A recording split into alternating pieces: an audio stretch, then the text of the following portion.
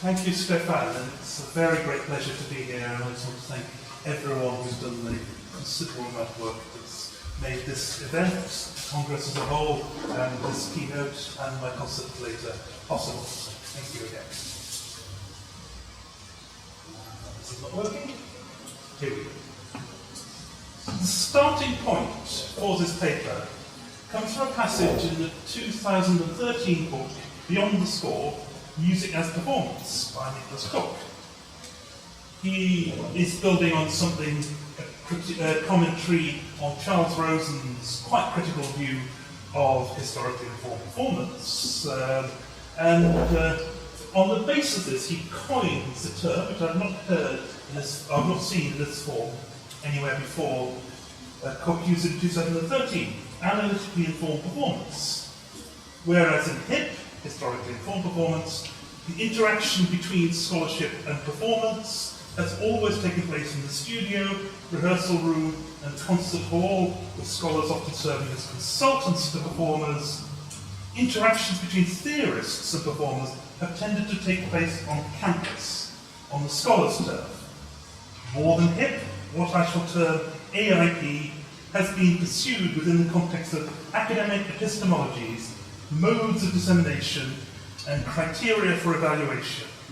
An obvious reason for this difference is that there is not a distinctive AIP audience in the way that there is a HIP one. And he goes on from this to look at, for example, the work of Edward T. Cohn, which I'm about to sort of consider as well, and in place of a relationship for analysis and performance such as he has observed in existing texts, he suggests that one such as has been found between theory and composition might be more fruitful and more pluralistic. I wouldn't disagree with that, but I would dispute his view that somehow analytically informed performance as it exists already excludes that, or that some of those involved in it would somehow be hostile to that. Anyhow, here is my response in a review article of Beyond the Score, which I published in 2017. The name of this was a response to an earlier article by John Rink called The State of Play and Performance Studies, which I felt was interesting but didn't even encompass all the range of work in performance studies done at the time. I think it was around 2000 when Rink published his article.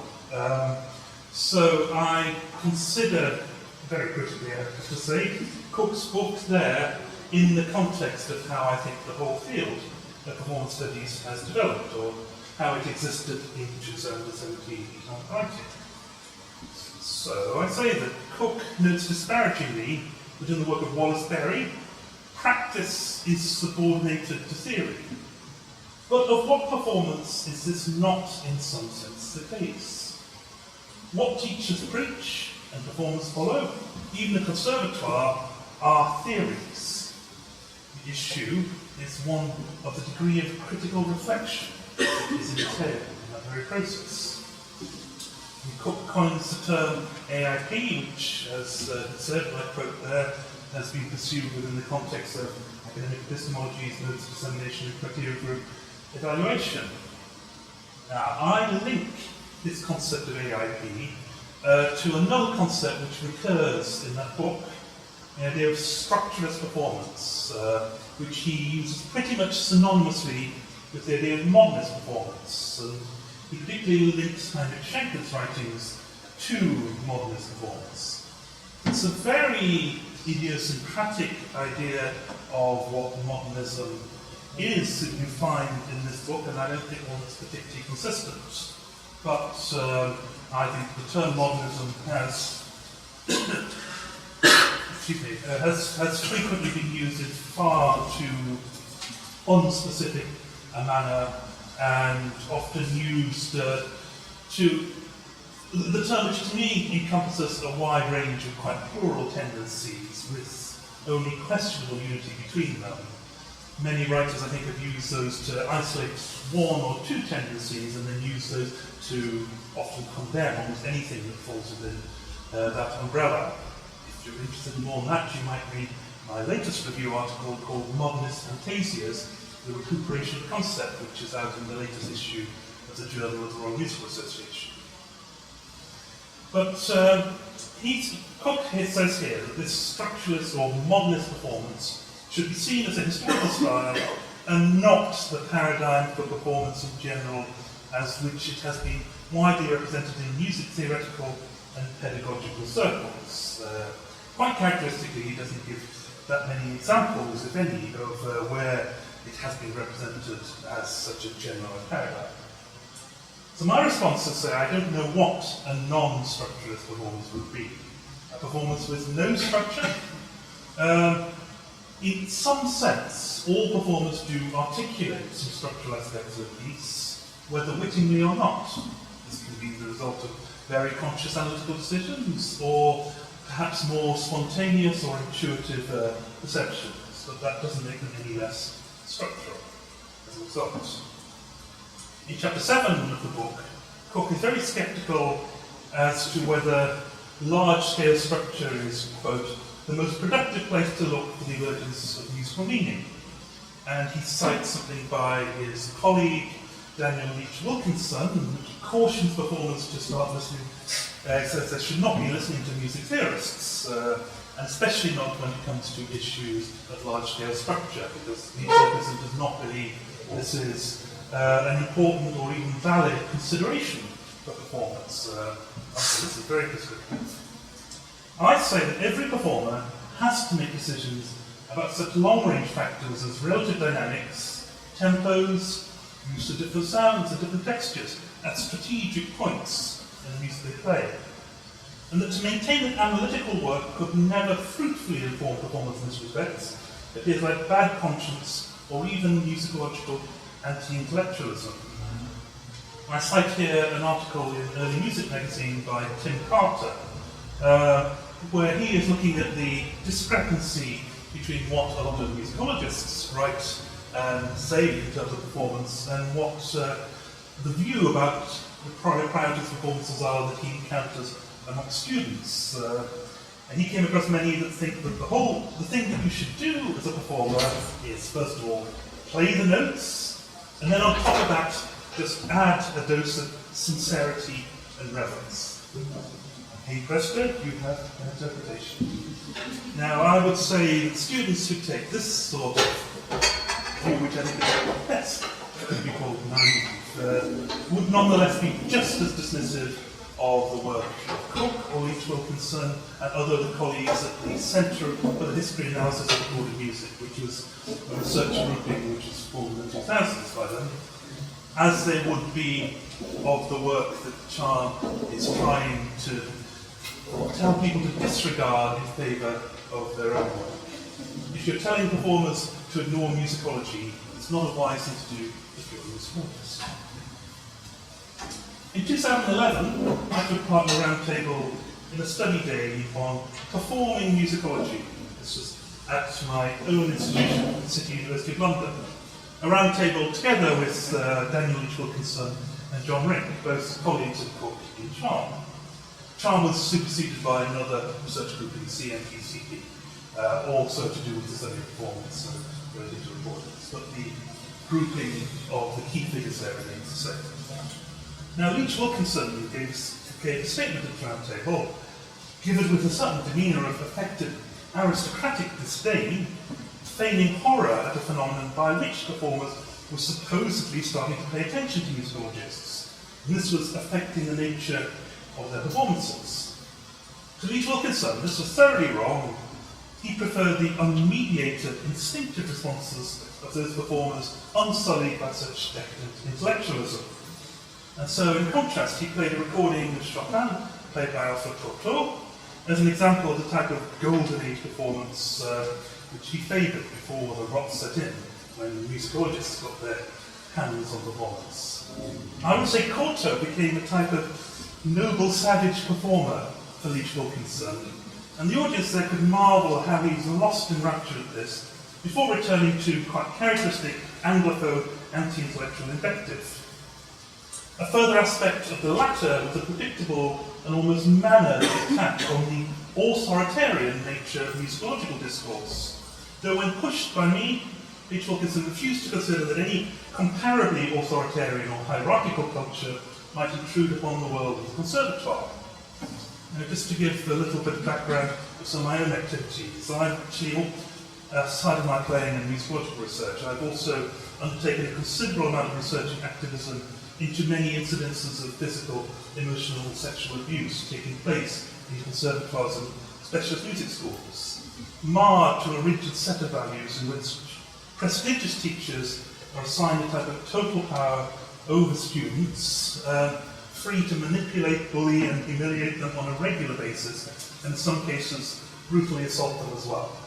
Whilst the managements in such institutions have threatened students with dismissal and destruction of career prospects if they dare to report such things. If anyone wishes to know more about specific cases in this respect, which have been fully documented in the context of criminal trials, I'd be happy to say more during questions. But it's for that reason I wholly reject the attitudes of Leach Wilkinson and the implied hierarchy between a conservatoire supposedly allowing freedom and development of itself compared to the authoritarian world of the university. And he expressed that in various writings, but he has tempered it in some more recent ones.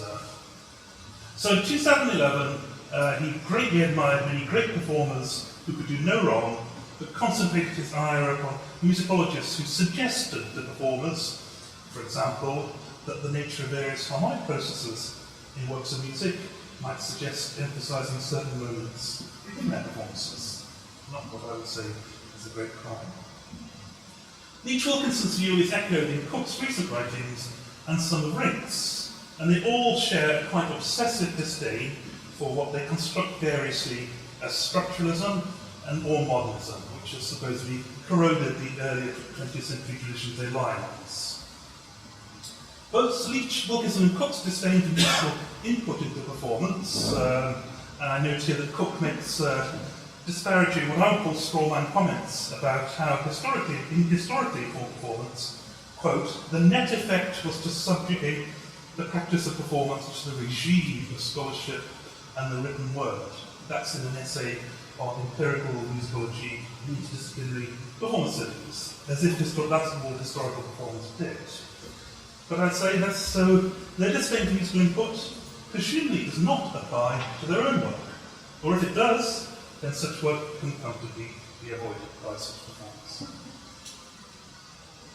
What I'm going to do is look at some key texts on analysis and performance, give a brief overview of Cook's own changing relationship to musical analysis, and mount a defense of the relevance of analysis to performance, and also argue this is far from being a particular recent phenomenon, if the concepts are framed broadly.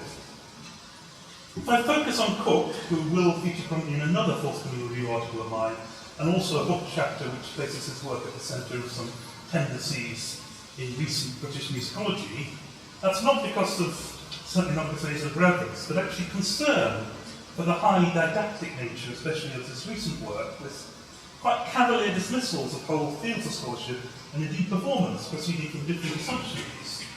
Such critiques are not always undertaken from a position of real familiarity, but there can be a tendency to lionize other scholars, regardless of whether merits or otherwise their work, simply because they hold to the same ideological line, in a manner which I believe has created very real and often very inept new hierarchies within the world of musicology.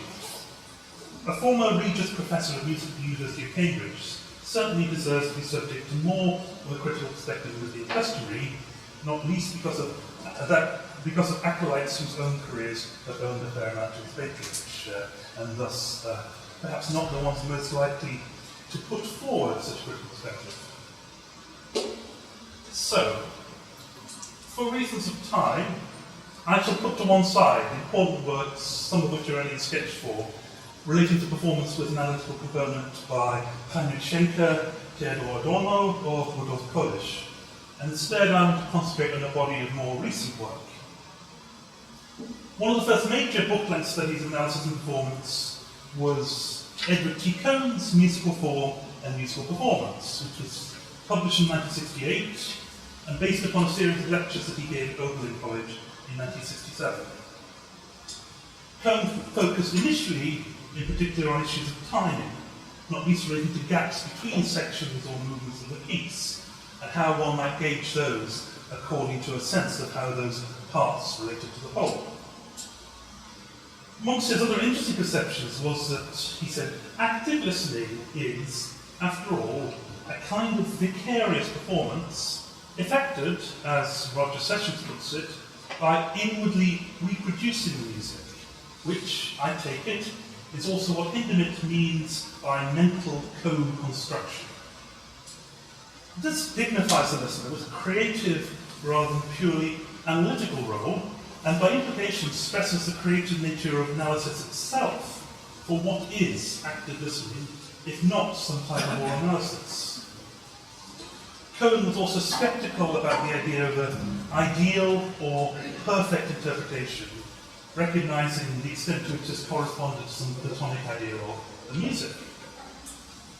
Otherwise, Cohen focused on some quite fundamental aspects of basic musical diction, offering suggestions to how, for example, certain phrases or sub-phrases in the Mozart sonata might be emphasized or de-emphasized by a performer in light of an informed view of their function in terms of harmony and voice beat. Looking at the Chopin C minor prelude, Cohen recognized multiple analytical readings of the bass lines and concomitant choices available to performers so that no interpretation in this respect would be exhaustive. You could never contain all the possible analyses in any one performance. In the A major prelude of Chopin, he discerned ways in which one half of the piece can be read as a diminution of the other, and suggested means to emphasize certain bars to make this clear. Cohen even considered performance of electronic music, which is rather studiously avoided in Cook's later writings, and how this changes conceptions of the nature of what performance is, and the centrality of performance, which would be later asserted by Cook. And in the third main section of that book, Cohen considered the limitations of overarching stereotypical conceptions of particular composers and the corresponding demands for performance. How it was required that one should play Beethoven passionately, Mozart classically, Schumann romantically, and so on. And he noted a problematic implied historical teleology of increasing freedom for the performance until that was frustrated by the metronomic dictates of Stravinsky. But why is this relevant to what I'm saying here? Is he considered from this a dialectic between style, as something common to a whole body of works, and form, which is unique to a particular work. Cohen did not relate that to performance, but this dichotomy is something I will return to presently. Cohen's work was quite non-didactic. He rarely, if ever, attempted to prescribe a singular approach to interpretation, but instead drew upon information from score-based analysis to suggest new possibilities for performance strategies. Nothing in the book suggests to me other than that he was seeking creative and meaningful approaches to the very act of performance, which yielded stimuli of considerable subtlety and insight. But that area of scholarship lay relatively dormant for some time, until the appearance of a few pieces of writing in the 1980s by Joel Lester and Jenna Schnalfelt, and then the appearance of Wallace Berry's Musical Structure and Performance in 1989. That's a much more extended book than Cohen's, and much more detailed, and so it's something I would only focus on parts of. But from the very outset, Berry was careful, quote, not to deny that intuitively informed performance is often convincing, as, for example, when a gifted interpreter, out of long and profound experience, relatively spontaneously finds the right tempo or dynamic inflection. Nonetheless, Berry felt this was relatively rare, and he argued that analysis might facilitate such a process. He also recognized that the relationship between analysis and interpretive decisions was far from straightforward, and remarked that analysis tempers the purely subjective impulse, resolves unavoidable dilemmas, and offers means by which the teacher can articulate ideas persuasively and rationally. Like Schenker before him, he was as concerned with pedagogy as he was with performance. Key aspects of interpretation for Berry included, in particular, tempo and its modifications, and articulation. while key analytical concerns related to musical structure, and within this, function, which he defined as the place and processive role of any given event in an identifiable direct tendency. At the same time, he recognised the importance of, quote, surface and near-surface detail, a piece of individuating, comparatively dense network of foreground and middle ground lines, and the immediacy of those elements for listeners. Nonetheless, he thought they should be informed, at least, by a wider perception of the whole. He said, pianists, singers, conductors, and other performers make choices, and to deny that these ought to have reasoned bases would seem to negate the imperative of rationality itself, a value by which, at least in more civilized moments, we like to think ourselves guided. Intuition was certainly valid to Berry, but it could also be, quote, a capricious guide and is clearly inadequate in solving problems, as when a performer faces a dilemma respecting tempo articulation, and where interpretive choice needs to be underscored with explanation and substantiation, as in teaching. I think he's going too far there, but never mind. But he also viewed as scarcely disputable a comment that came from Schmalfeld. She had said, there is no single one and only performance decision that can be dictated by an analytical observation. So, amongst how we put these ideas into practice, Berry looked at some basic textual issues of the correct pitch in works of Beethoven and Chopin, and used analytical means to answer things, as others have done, such as the famed example of whether a note is A natural or A sharp in the lead-up to the recapitulation of Beethoven's Hamilton Sonata. Berry decided it was definitely A natural on the grounds of the vital function of chromatic voicing. Elsewhere, he considered Schenker's conclusions on how dynamic shading may help to articulate intervallic progressions, and also the vitality of emphasizing chromatic alterations. And he was sympathetic to these ideas of Schenker that did not necessarily embrace Schenker's derivation of general rules. He suggested how players might emphasize particular notes to bring out voice reading in a song of Hugo Wolf, and considered whether, in a Beethoven symphony, the conductor might underline a type of written-out acceleration through motive, which was achieved in the scores through motivic fragmentation and imitation spectrum.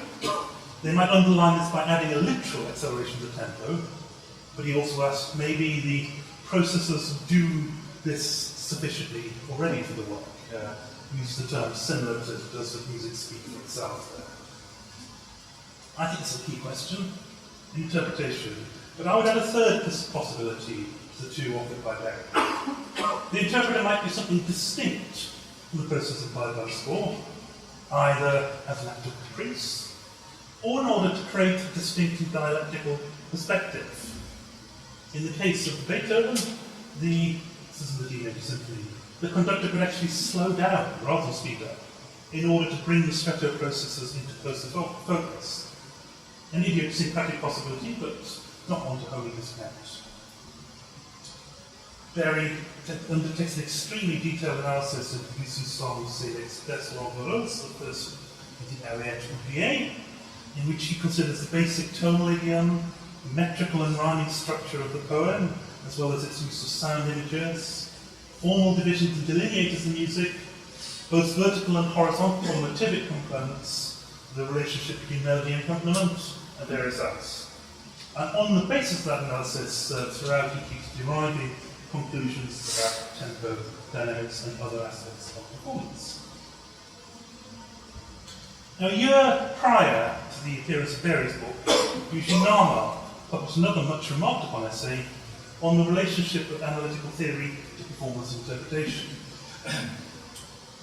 Narma considered what he thought was naivety of a view by which the performer's responsibility lied wholly in terms of the composer. I'm articulating some of these points about these because I think a lot of the subtleties in these writings are often rather overridden in some of the recent critical commentaries. So, if I think that Narma possibly overstated the extent to which performers have traditionally been thought that they have a responsibility solely to the composer. Nonetheless, in contrast to that, the model he presents, a tripartite model of an interrelationship between composer, performer and listener, in which the performer brings to bear upon a work their own aesthetic beliefs, experience of style and learning tradition, but should consider not only the wishes of the composer, as far as those can be discerned, but also the sensibilities of the audience. That's in many ways a positive model. But more than Barry, and certainly more than Cohn, Narmer went on quite prescriptively to look negatively at, for example, performances of Brahms's Intermezzo Opus 118, number 1. And in particular, he disliked those performances which did not connect the opening 3-note stepwise descending figure in the treble to the following chord in the bass. Narmer's argument was that the last note of the treble motive ended on a weak sixth, while the crotchet motion implied that the music moved into the next bar, not to mention the accent on the left-hand chord, and so it was part of a 4-note phrase there.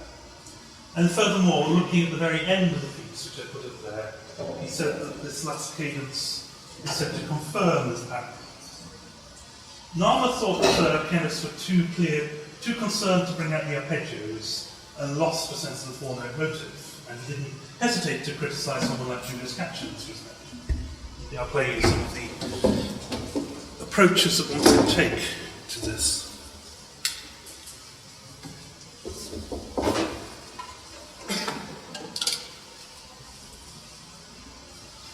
So, the bad, according to Narmer, was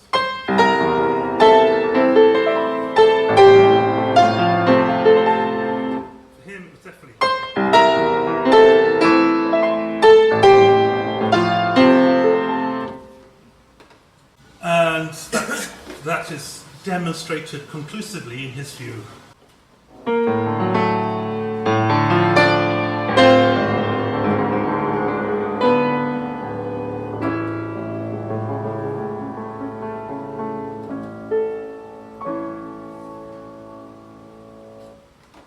I cannot agree unequivocally with Narmer on this, because I think that Brahms's phrasing does suggest a fragmented motive which only incidentally connects with the left hand.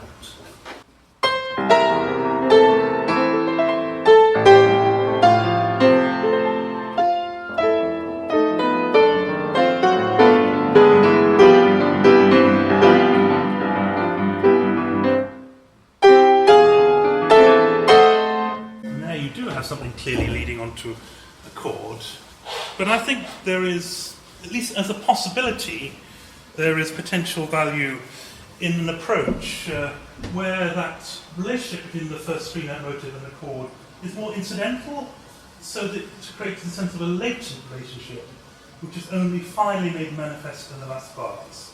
So the music is in a state of becoming rather than necessarily being, if I was to use some later terms that Stahlfeld herself employs. All I'm saying is that there are other options as well as the one that Narmer seems to think is right.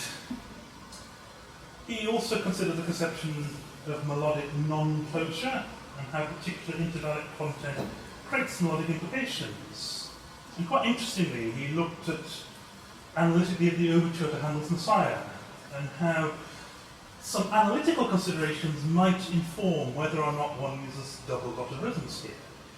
And this is another case of what's implied in Cohn, generalized style and the particularities of individual works existing in a dialectical relationship. On that basis, he arrived at value judgments relating to the performance of the work, definitely favouring the double-dotted approach. And in a more extended section, he looked at how some of Richard Strauss's writing in Der Rosenkavalier can actually be viewed as counterintuitive in terms of the use of contour dynamics and what the implications for performance might be. He did a quite detailed evaluation of different performances, giving them rankings according to his analytical perceptions. That work can certainly be read as prescriptive. An analyst attempting to tell performers what they are allowed to do. But I prefer to read it as simply one writer giving their own view, which readers and performers are free to accept or dispute. And certainly I believe that some of Nama's insights could be most valuable for performers approaching any of the scores in question, whether or not they necessarily share all of his conclusions. Now I just want to, before I talk about Nicholas Cook, I just want to give you a bit of background as to the state of musical analysis in the United Kingdom. For a long period, it's never had the same status, nor was often pursued with the same degree of rigour as in the United States. I'm talking about within the post-1945 era here. And only a few musicologists really had a lot vested into bringing more systematic analysis into the scholarly climate there. Most notable of whom were Arnold Whittle, who took up a position as a professor of theory analysis at King's College London in, I think it was around 1980, and also his younger colleague Jonathan Dunsby. Together they created the Society for Music Analysis, the Journal of Music Analysis, and then they wrote what I think is a very important book on music analysis, albeit it's now somewhat dated. It was published in the mid-1980s.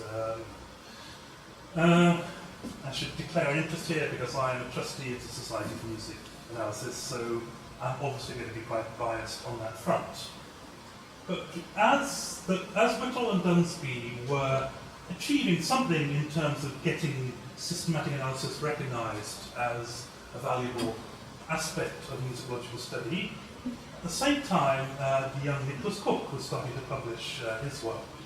And in particular his first book, A Guide to Music Analysis, which came out soon after Whittle and Dunsby. And ever since then, you could say that these two schools of thinking on music analysis have existed in quite antagonistic competition. So on this slide, I have put what I think are Cook's principal publications relating to performance. My apologies for the lack of justification on the 2007. There should be an extra tab there. Cook's a very prolific writer. He's published many books and many articles and book chapters. So I'm just concentrating on those that I think are most relevant to classes. To give you a briefest of overviews of these. Both the Guide to Music Analysis and the book Music, Imagination and Culture. I'm not talking about music analysis in the listener. Partially, it's very little known. It's really a version of Cook's doctoral thesis and has not had much impact, so I will leave that out. Whereas most of the other books have been very widely read and cited. So both the Guide to Music Analysis and Music, Imagination and Culture consist in large measure of critical summaries of others' analyses. Original analyses are quite rare and they're certainly not extended. Much of Cook's original content is relatively general or consists of passing observation. To some extent, this is also true of analysing musical multimedia, which I think for a long time Cook himself would have viewed as his magnum opus, trying to present models of how to deal with the interactions between sound and visual images or other aspects of multimedia work. But there are some definite original passages in there, such as his now quite famed analysis of Madonna's Material Girl, or a cinematic step-by-step overview of the sequences in Walt Disney's Fantasia, to accompany a consideration of the use of Stravinsky's music there. The situation is somewhat different in analysis for composition, which contains a fair amount of original content, but it's designed more, and quite explicitly, as an introductory textbook for students of basic elements of the classical style, rather than more in-depth analyses. He says in the introduction to this book, he brings up a theme which I have written about and continue to write about, called de-skilling of musicology. The reduction of what were once seen as core basic skills that those entering university or leaving university could be expected to have. And he recognised that with supposed broadening of the curriculum at school to encompass other musics, fewer students were arriving with sort of knowledge of how the classical style worked that once could have been expected. And so he designed this book very recently as a way of compensating for that. But I'd have to say, for someone who's written so much on analysis, it would be difficult to identify any major extended analyses that have been influential by Cook. And this process of essentially providing commentaries on other work became clearer in the first decade of the 21st century as he moved away from analysis for a while and was more occupied with a type of meta-musicology and would write on the widest range of different musicological subjects, to the point where there were not many collections of essays published in the UK which didn't have a chapter by him. And in this position, he was able to bestow a lot of patronage upon favoured scholars. But then the 2000, I have another interesting player here, because after a career as a performer, it was Cook himself who invited me to apply for a research fellowship at the University of Southampton. So I owe something to him, even if I've turned perhaps more critical towards his work than I was then. But in the 2010s, Cook focused upon performance, and he took harsher views of the relationship between this analysis than had been the case in some of his important earlier writings. Now, there are many issues, both methodological and ideological, that I do have with Cook's work. He is profoundly unsympathetic to new music, and also to a great many writers of continental musicology, even to the point of accusing one French musicologist of reiterating, and I quote here, the Nazi creed of blood and soil, when she criticised his eschewal of any socially critical function of music. He said that this musicologist, that her work belonged in the critique of capitalism and consumerism that existed in the 19th century and led to the Nazi creed of blood and soil. I find that absolutely reprehensible. And it relates to a paradigm that my friend the musicologist Paul Harper Scott has put, which he calls the EGN equation. E is Europeans, G is Germans, N is Nazis. And he finds this predominant in a lot of Anglophone musicology, that writers slip from broad characterizations of most continental Europeans to equating them all with Germans, and then almost inevitably the link to Nazis comes along. This is not one of the most edifying aspects of our profession.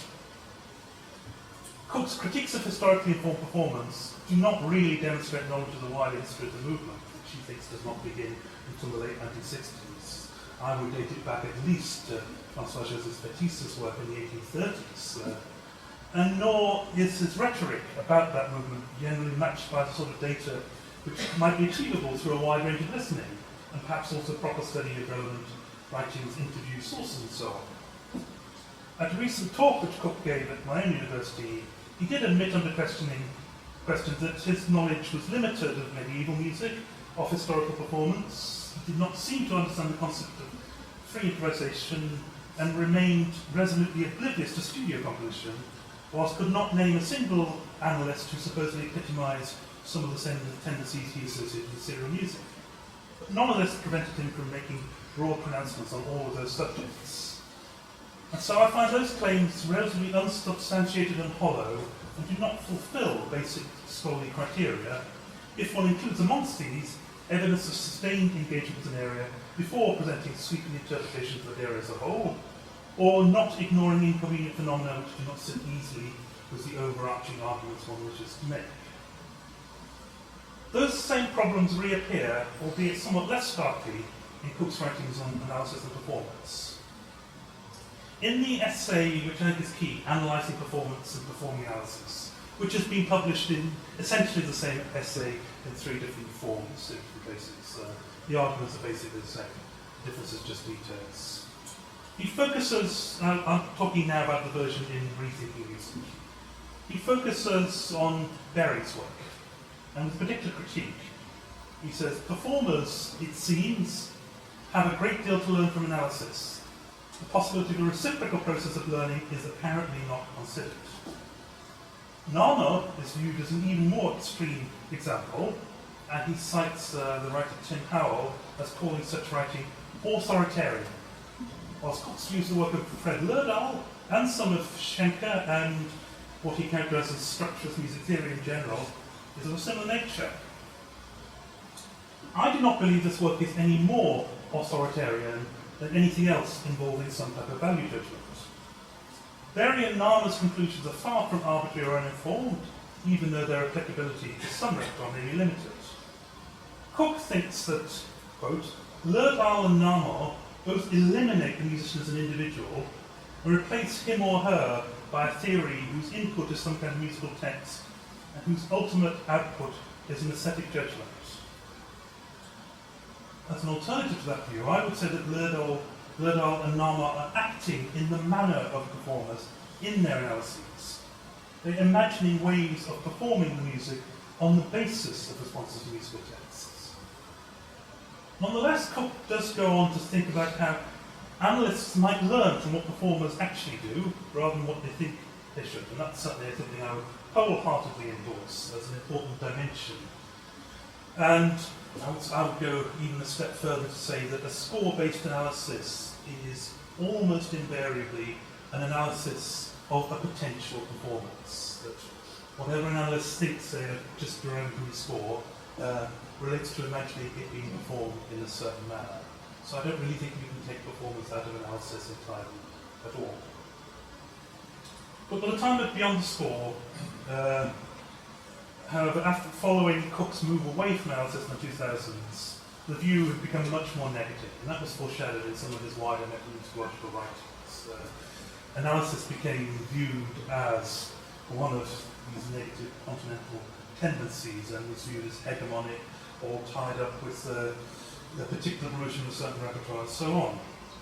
And so that led to things like the opening quotation. The possibilities of fruitful dialogue between analysts and performers has disappeared, though the weight of Cook's negative judgment, which is surely as authoritarian as any of those he critiques, was much more strongly weighted against analysts right back in the 1999 essay. I want to shift onto another question now, which hopefully you see the relevance to analysis of performance. In the famed essay Bach gave designer Liebhaber verteidigt, Bach defended against his devotees, Theodor Adorno argued against a type of mechanical performance of mechanical and historically informed performance of Bach, which he observed at the time. And he said about those who played it in such a way, he said, they say Bach and mean Telemann and are secretly in agreement with the regression of musical consciousness, which even without them remains a constant threat under the pressures of the culture industry. There's a very interesting commentary on this essay by the historian Toby Thacker, who situates it in the context of the 200th anniversary of Bach's death and how this was celebrated very differently in both West and East Germany, where those in the West were trying to turn Bach into a timeless figure outside of history. Some in the East were somehow trying to reinvent him as a sort of proto-communist. Neither of these views really that convincing. But Adorno said that many of those celebrating Bach's work at the time, quote, have made him into a composer for organ festivals in well-preserved Baroque towns, into ideology. You can find similar views in Adorno's sketch for a theory of musical reproduction. There is, he has a disdain for both performers and performances, which reduce the particular to the general, which reduce Bach to just one of many other Baroque composers. And this, I would say, maps onto Cohn's dichotomy of style and form, and can be said to differentiate historically informed from analytically informed performance. Now, I just qualify that by saying I think it would be too simplistic and crude to claim that historically informed performance deals only with issues of period style and instruments, techniques, seating, and so on, as various such work does draw upon historical documentation relevant to specific works and their specific historical performances. But nonetheless, approaches derived from work-immanent analysis are important counterbalance to re-emphasize the particularity of remarkable works of music and their specific demands in performance. But I would say that latter approach is not necessarily anything new. Very few performances of any value could not be said to entail some type of response to the particularities of their scores. All performers need to make some decisions on tempo and tempo modification, on articulation, voicing or balance, rhythmic nuance, timbre, and so on. Elsewhere, I've written about the subject of practice as research related to performance, and I'm pointing out that you cannot play a piece without making some such decisions. I frame these literally as research questions. And the question then is, what sort of methodology does one use to arrive at some answers, which will then be embodied in the final performance, which is the research output. It may seem a rather contorted way of framing performance in terms of the boxes one has to tick if working in a university, and perhaps there's some extent to this. This essay was a response to something by the British composer John Croft, where he argued composition is not research. I would say composition and performance can be, and often have been, research. But what I wanted to highlight, and I hope this is productive, is the extent to which performance involves choices, and creative and rational and synthetic choices. And the question is how, on what basis one makes those choices. How one shapes a phrase is surely based upon perceptions of its melodic contour and or the harmonic function of particular pitches, perhaps also the relationship to other phrases in the work. That is, in the broader sense of the term, analytical information which is feeding into performance. Even quite spontaneous and capricious interpretive decisions are not often wholly divorced from any consideration of the score.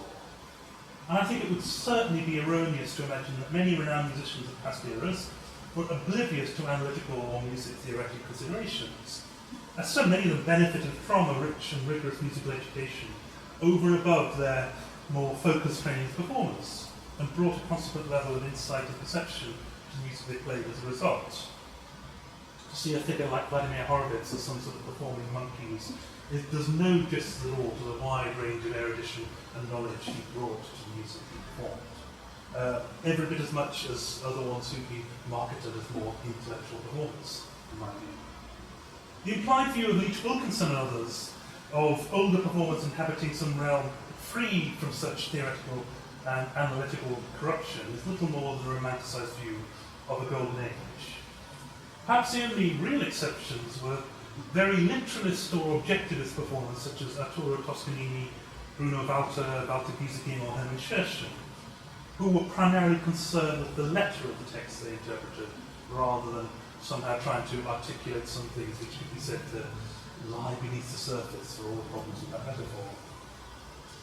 Examples such as those described by Cook, listed on my previous page, the 1995 essay The Conductor and the Theorist, of Wilhelm Furtwängler drawing upon the work of Heinrich Schenker, are really unusual or striking because at the time Schenker's theories were themselves quite unusual and had not yet won widespread acceptance.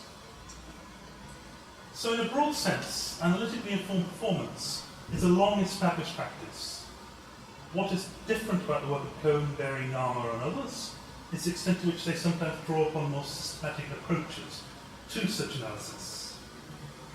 If one believes analysis can provide important and valuable information related to musical scores, as I certainly do, then why should performers not draw upon this selectively? Of course. And I just want to say a tiny bit about a model of notation that I outlined in a 2009 essay. I haven't put it up on here, but if anyone wants to know, you can find it. It's also on my, if anyone looks at my City Research Online page, most of my essays are available there. This came from a lot of experience of playing quite complex contemporary scores, and I was struck by how many people imagined that if one wants to play something like the work of Brian Fermiho, that this is so complex, so detailed, that it leaves no space for any sort of creative role on the part of the performer, which was not in keeping with how my own experience of learning the work and other very complex works was like.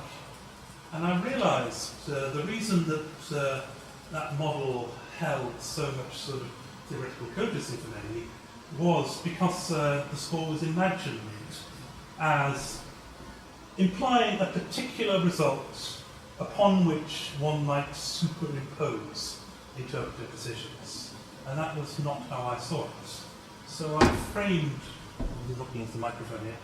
I framed a view whereby notation does not really tell you what to do, but it tells you what not to do.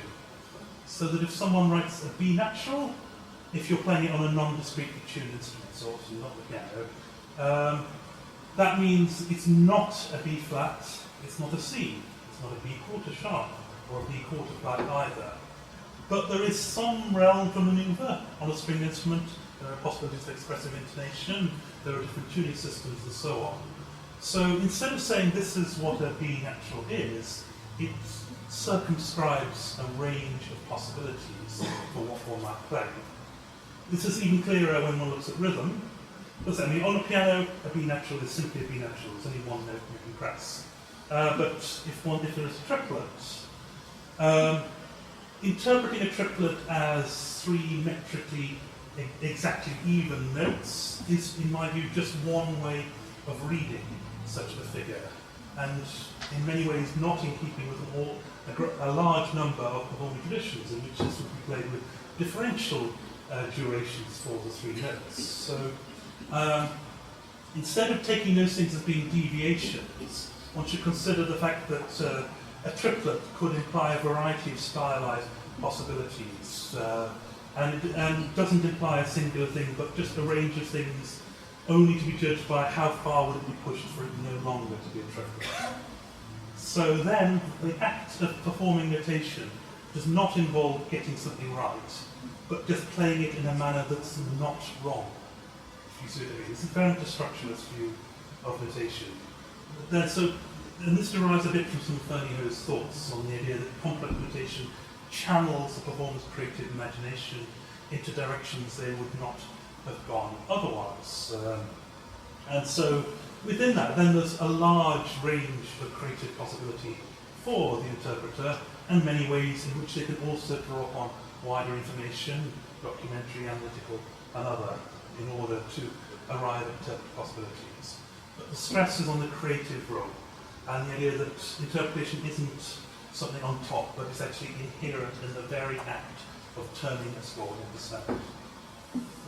So that was a little tangent, but I just want to give you now a few small examples of places where the decisions I would make as a performer do inevitably reflect analytical decisions. And I'm not making any special place myself here, because, as I said before, I think this is true for most performers and most performances. One will be something I'm going to play later, the Seventh Symphony's Preludes, Book 2. And I prefer to call it the Prelude number 7, because the title's coming at the end. But the subtitle, let's say, HOS this one uses to take noon. One can take on board the programmatic interpretation to the extent one wishes to, but I think it can also be viewed as an abstract piece. Anyhow, the piece shows a transition from a texture spanning the whole compass of the keyboard, though albeit not in a way to avoid bottom heaviness, as producing so concerned with timbre balance. He only has one note in the lower 2.5 octaves. To then a focus on dense chords within a roughly 3-octave tessitura in the upper half of the instrument, combined with wide voice bass octaves with the 5th.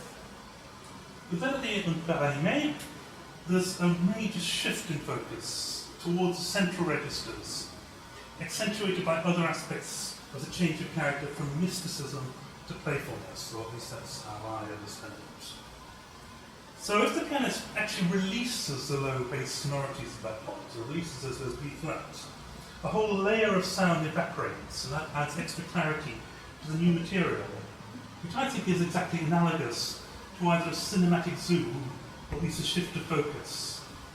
And the repeated low B flat in the second bar of the animé becomes just a residue of the preceding section, no longer given the focus provided by the earlier voicing.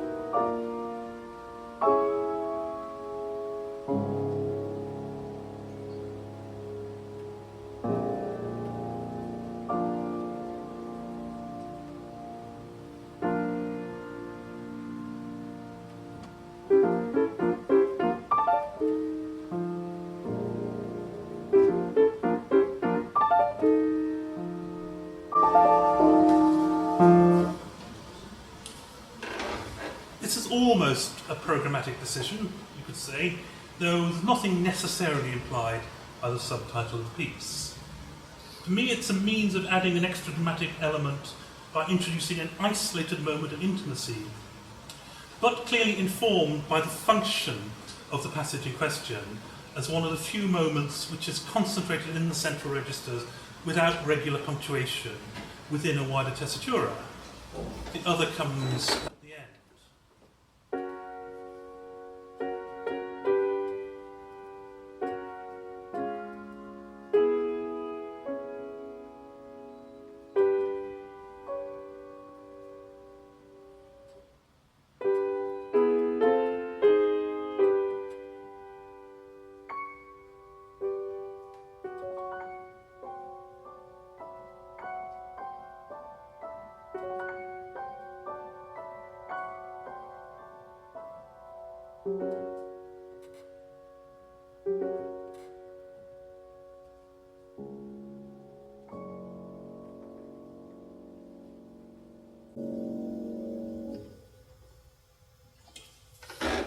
To look at a different example, also something I'm going to be playing later. In the first movement, Emerson, of Charles Ives' Concord Sonata, there's a relatively clear distinction between an upper melodic line and an accompaniment. But the main lyrical theme from the movement, which I've put at the top here in isolation, is fragmented and reassembled with notable shifts of register. It first appears like this.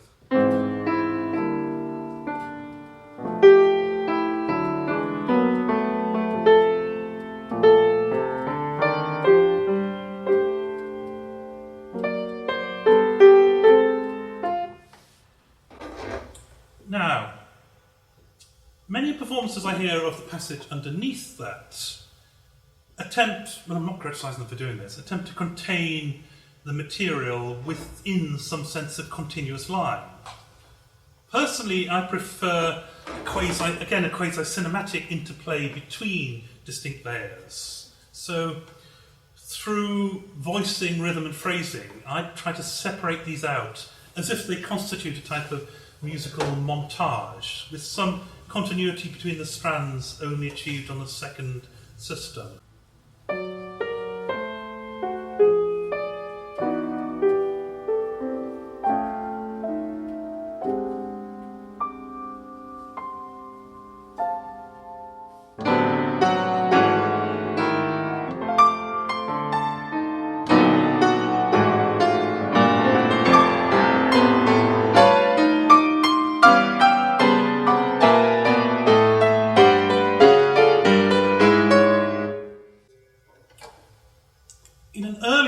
In the movement, the fragmentation is more obvious because of sudden changes of density, which anticipate a series of arpeggios which come soon afterwards.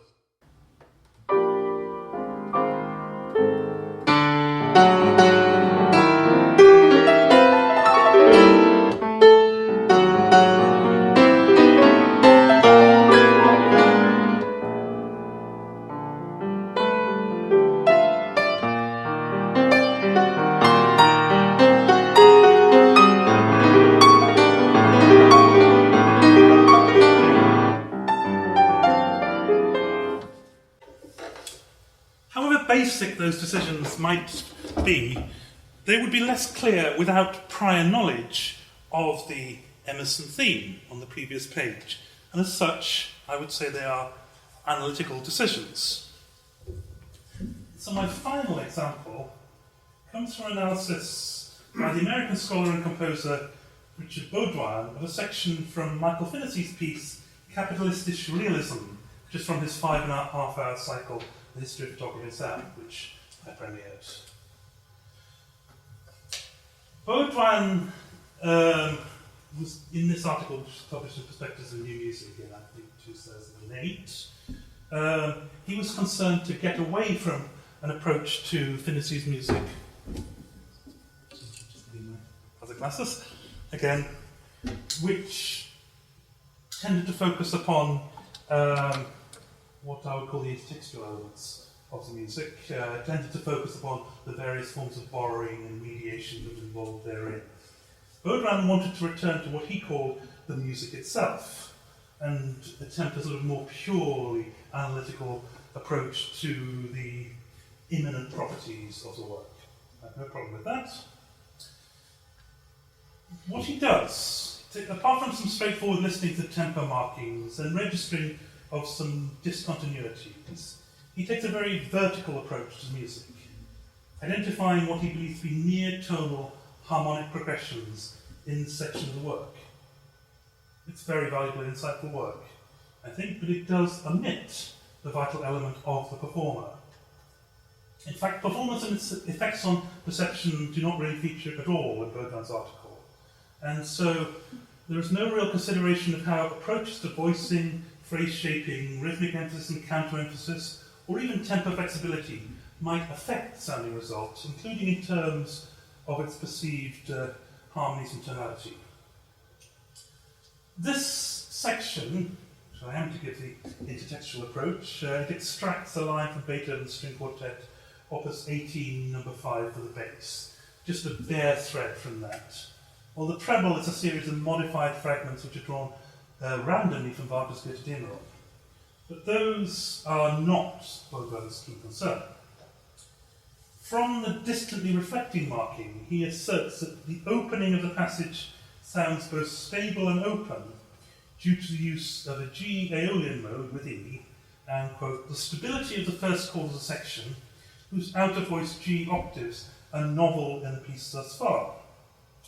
And then he stresses that the implied E major, with the A flat serving N harmonically as a G sharp, also stresses together with the use of a ninth there, which is then flattened. He claims that the G E flat dyad. I'll talk from the piano here. I think this is probably the best way.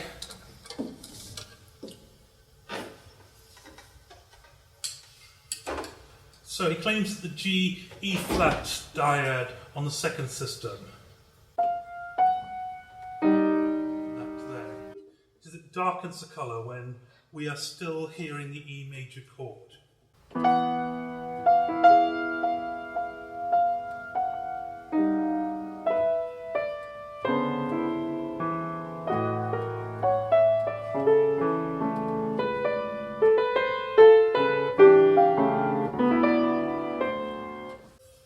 So he thinks that darkened thing is reaffirmed, the E major, is reaffirmed by the BE fourth immediately after the previous dyad.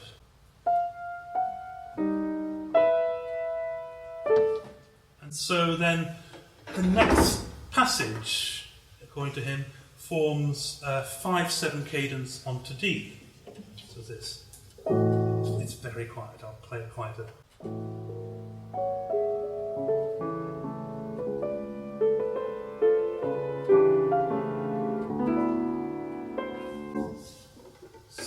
So it's an elaborated, perhaps slightly murkied 5/7 cadence to D with various added notes. I don't necessarily disagree with that reading, or at least aspects of it. And looking in a somewhat more horizontal manner, I would note the low C sharp at the beginning of the last left-hand bar of the second system, reinforced by the C sharps in the next octave. And so how that can be heard as a leading note onto the low D. On the other hand, I think the claim for a long 5/7 pedal harmony is quite weak, as the seventh is only heard once briefly.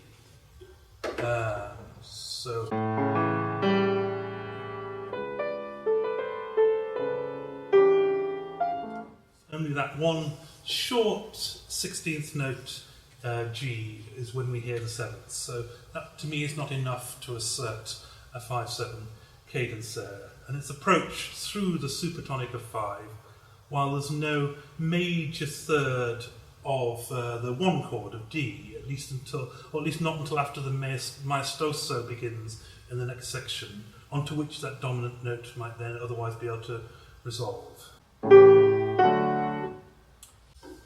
let me try and play it in a manner I think is commensurate with Baudrin's analysis.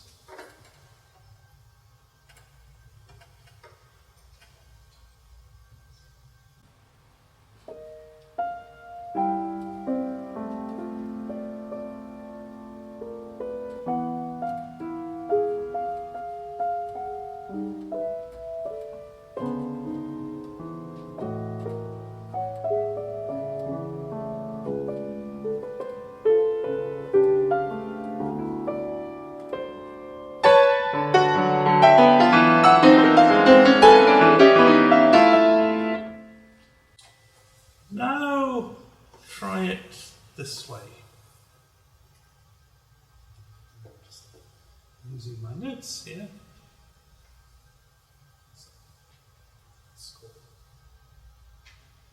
So, what I'm trying to think of, that if you were to have the left hand E played quite strongly at the beginning, then you might get more of an emphasis of a C major harmony which resolves to F to A, whereas also the B flat could be said to lead to the A flat.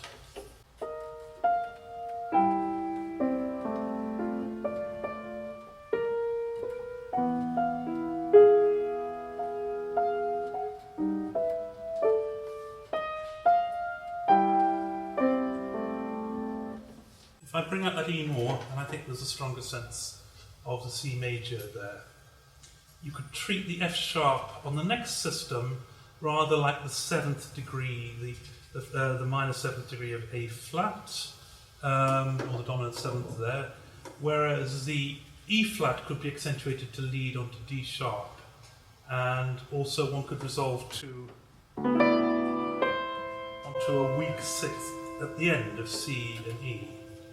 Try and bring this out.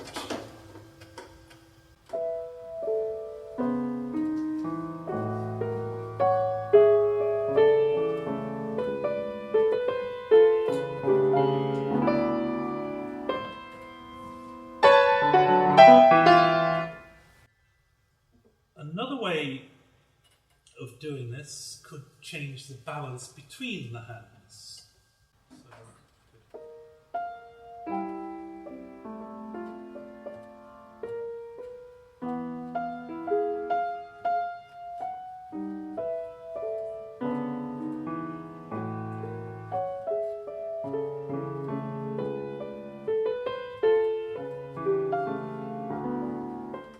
Try and notice and phase the hands in and out, so that when the left hand's not playing, I would bring the right hand somewhat more to the foreground.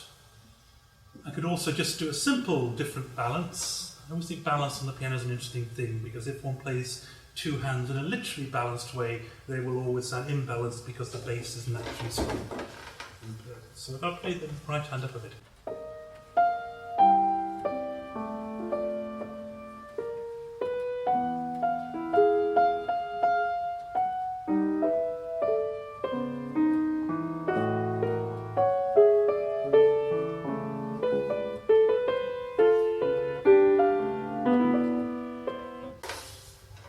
Those are just some of many possibilities, and these are sort of questions I'm always thinking about if playing this type of music.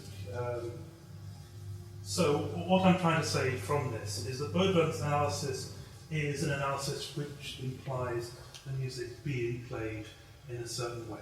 A different type of performance might provide different sorts of conclusions in terms of the harmonic function. It's often been argued that analysis cannot simply explain existing oral perceptions of work, but also facilitate and stimulate new approaches to listening. And certainly in some of the writings I've written on new music, I've tried to do some of that. But analysis which is oblivious to the role of performance, and which seeks to deny the many creative choices available to performers, even when playing highly detailed scores, is to my mind somewhat limited. On the other hand, I cannot accept the view of Cook and Leach Wilkinson that analysis is of little value for performers, as detailed earlier. On the contrary, I do believe that some form of analysis is at play whenever a performer renders a work of music. How formalised or systematic, or even conscious such analysis is to my mind not really the issue. Performers are making decisions all of the time, and the moment these relate to some perceptions about the score from which they play, or wider knowledge of outputs, composers, styles, genres, aesthetics, and so on, they are engaging in analysis. And there's no reasons why some of the fruits of sophisticated analyses could never be of value to performers. Thank you.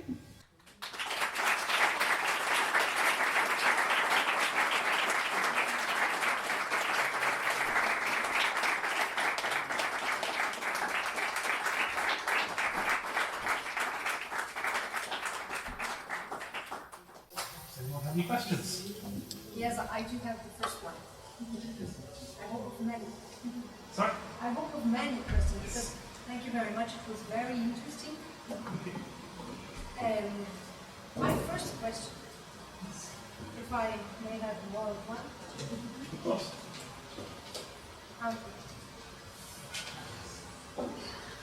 Is that actually amplifying or just recording? Oh. Just recording, so it wouldn't make any difference. Okay, I can speak a little bit stronger.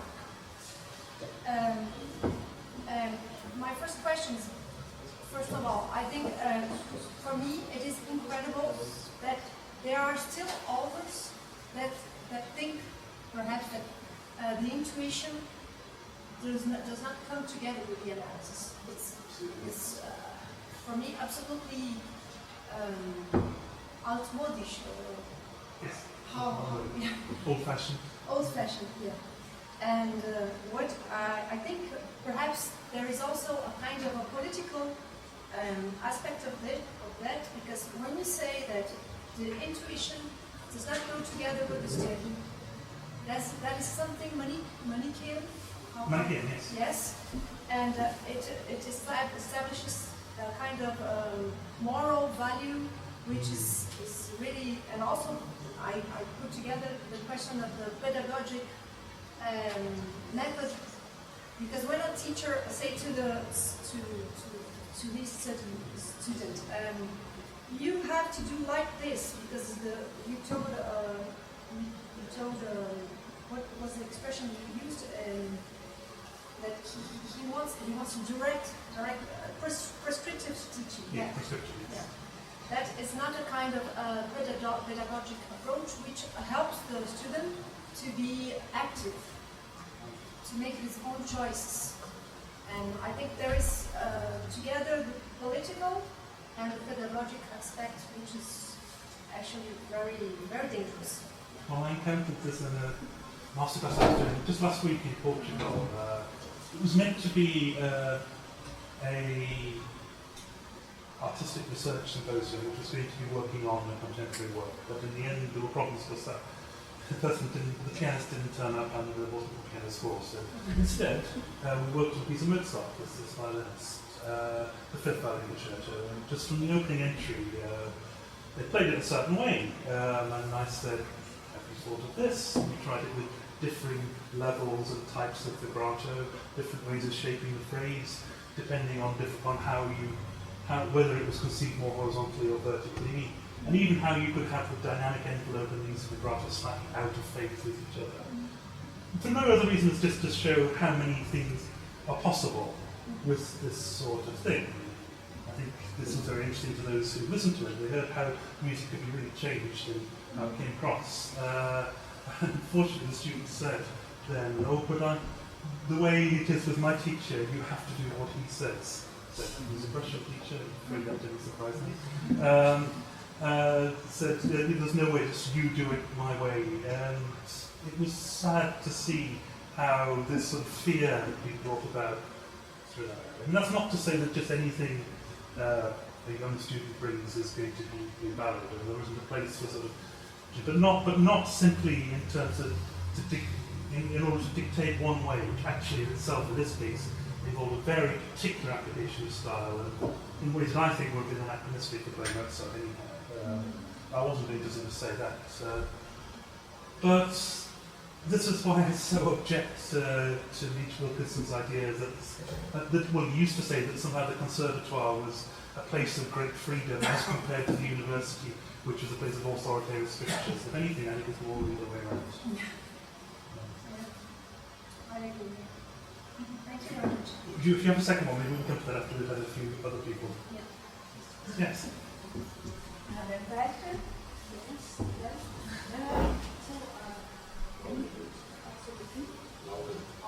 Yes, please. Yeah. So, in which extent do you think that a very complex thinking? So I need to do this. The air conditioning is right. Great. In which extent do you think a very complex writing actually prompts you to play with more freedom than like very strict example? Because I think that very complex scores demand new creative choices of how one can find a way of turning it into sound. An example I've used before, the opening of Brian Furnier's piano piece, Opus Contranatura, which was written for me, in which he has 4 levels of nested two-clip rhythms in the first phrases, incredibly detailed. I don't know what it would mean to play this rhythm correctly. I could feed it into a computer, but that would just tell me about the setting priorities of the person who designed the software. So I figured a way that, working up from different levels of two-clip, I thought, you have this amount of space to fit these in, and they want to be roughly even, and they don't want to fall into these other, more evened out patterns. And so I saw these complex rhythms as a corrective to more habituated, familiarized responses. And so this was a way of encouraging me to sort of think creatively of finding new sounds to produce from them. And I think that's a very creative thing. So you believe there's like a subtext to most of the complex writing, or? A subtext wouldn't be the phrase I would use. I suppose I think creativity is something which can be very much informed and learned. I don't think creativity is something that just comes from some divine inspiration or anything like that. But the more one learns, the more one thinks, the more the possibilities for spontaneous and meaningful, intuitive choices are there. And I think a fair number of improvising musicians might not disagree with me on that subject. That it takes a lot of intelligence to be able to improvise well. So yeah, exactly that sort of Manichaean dichotomy between sort of intuitive delivery and something which is all over intellectualized thought. And I don't accept that at all, because it's separating out a sort of brain versus heart in a way I just find hugely simplistic and reflecting the worst types of irrationalist 19th century ideologies. Does that sort of answer your question? Yes. Yes. A question somewhat related to that. That in the case that a composer may choose to write, basically there's 2 different ways to write something. One way would be easy to read. Like Messiaen has an example of that in that book, Technique of Musical Language. And he says that if I'm writing a solo piece, I can use only durations and not even use bar lines, for example, because that transmits better what I want. But technically, you can write the same thing in 4/4 and just link everything in all the durations. So, as a composer, one concern is for the score to show your idea. That if you put into a 4/4, it will be easier to read, but the idea will not be clear.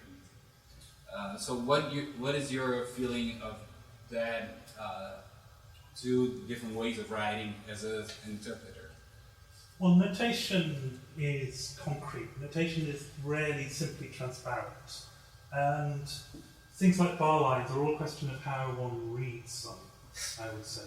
I mean, if you have a 4/4, according to a certain set of conventions, that could imply a certain degree of emphasis on the downbeat and a lesser on the third beat, and then the second and fourth. And one should group the notes with relative degrees of intensity according to that, albeit possibly modified by other factors as well. And obviously, if the bar line's not there, there's no necessary reason to believe that, unless other musical aspects clearly imply a grouping into 4. How to answer your question in general, that's very difficult to do because I think it so depends on the particular case and the particular desired result in question. When I've done many workshops with composers bringing pieces, I've often been sometimes a bit provocatively saying, your notation might suggest to me I play it like this. If I brought certain assumptions, sometimes playing in a very late romantic manner or something, and I said, there's nothing that tells me not to do it that way. How do I know? And if you want to eliminate certain possibilities, I feel sort of notation is a corrective to certain things which one does not want, in a sense. So, if one doesn't want something clearly grouping into 4s in that way, I wouldn't write the bar lines. In Messiaen's case is very particular, I think. This is the particular, often quite fluid nature of his music, but he certainly does use bar lines. I'm playing the Barragard in a month's time, complete again, and there's plenty of bar lines in that. So he doesn't tend to use time signatures so often there, which he has to do in ensemble pieces, or, well, I wouldn't fancy trying to get it together otherwise. Does that sort of... Yeah. Just that this, usually sometimes you write something and the interpreter looks at it and says, why is it so complicated? You could write it easier. Yes, if you wrote it easier, it would deliver quite different types of results. I find that it's an easy response that a lot of performers have.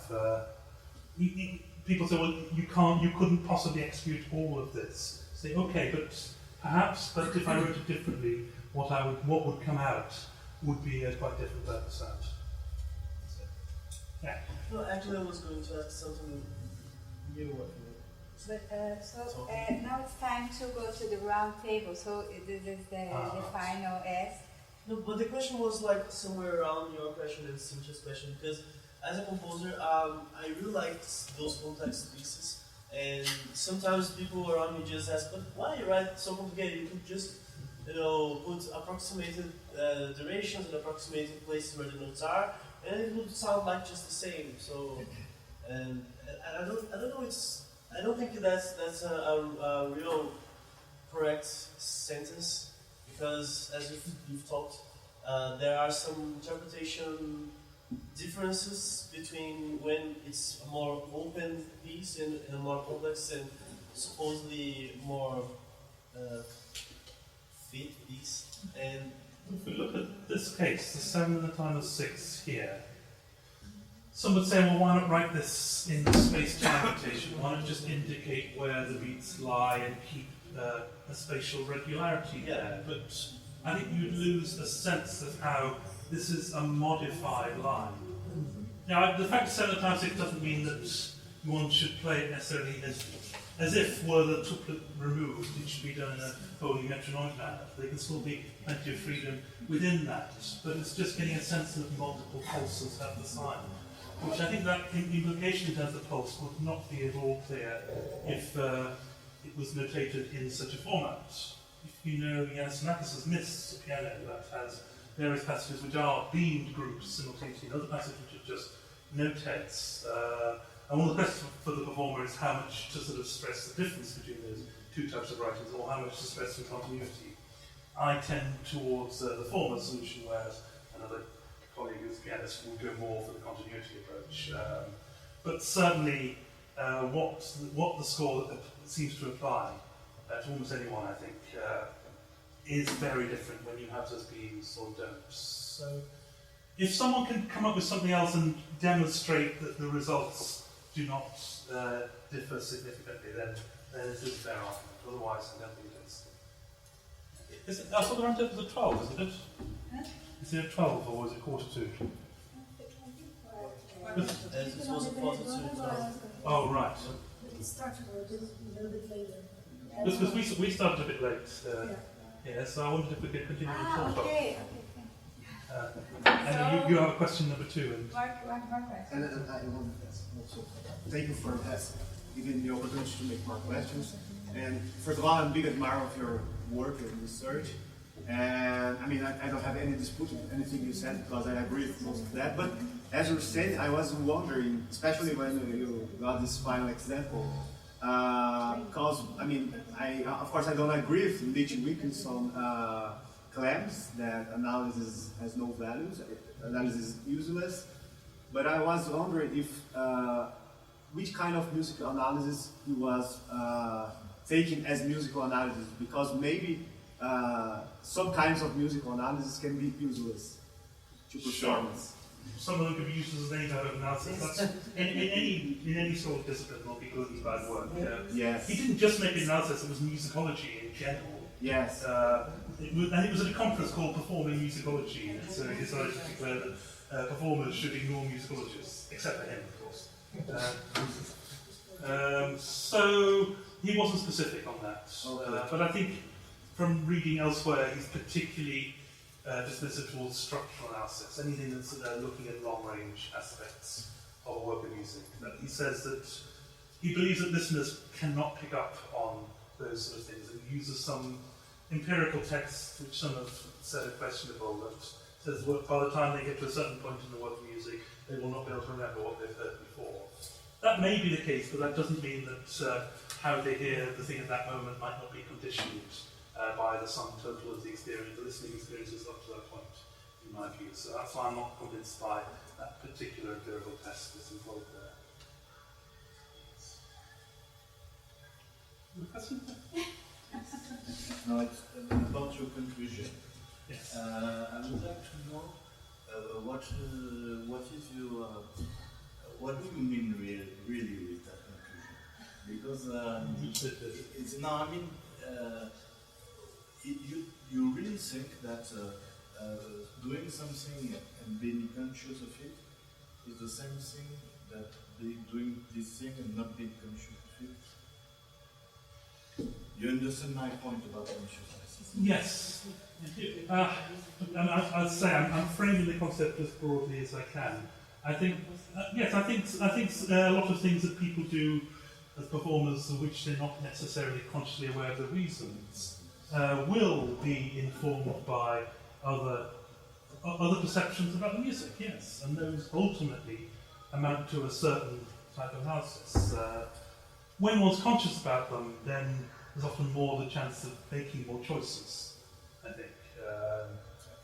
But what one does unconsciously might itself be affected by the range of conscious activity one has done prior to that point. And I certainly find that in performance. And I don't actually like to plan too many things before a performance myself. I like to leave certain things to the feeling of the moment, not least because of adapting to the sense of the space and what sort of ambience there is from the audience. But I know that what I will actually do in those circumstances will, even if I'm just thinking, I just feel like that and do it, it will somehow be a learned experience.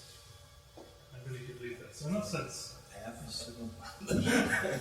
Sure. I want to have your second question as well, if you get a second one as well. About this idea of, don't you think, in fact, that analysis is also something changing, and we are going to something different that we could call performance-informed analysis? Certainly, yes. And that's what Cook was advocating in 1999, that analysts should learn from performance. And work like that of Robert Phillip, for example, back in his study of early recordings, is analysis of performance. I teach that to my second year undergraduates in our music analysis module. It's actually a good way of getting them in, starting off by analysing performances and then trying to get them to think about what the performers do relate to other aspects of the music discernible from the score.